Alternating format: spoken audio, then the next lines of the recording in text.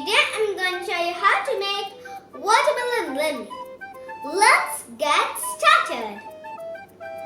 To make this we need 2 cups of watermelon cut into pieces, sugar, ice cubes, 1 cup of water and half a lemon. First, let's put everything to the blender except ice cubes.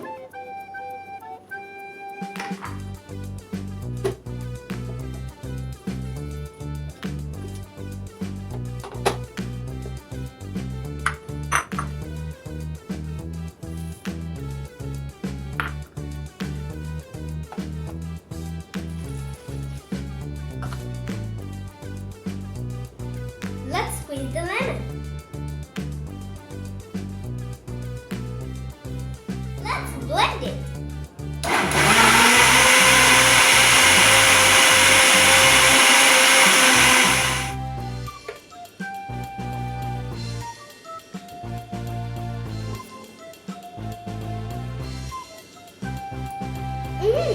It's delicious. This is the perfect drink for summer. Bye-bye. See you in my next video. And please don't forget to subscribe to my channel.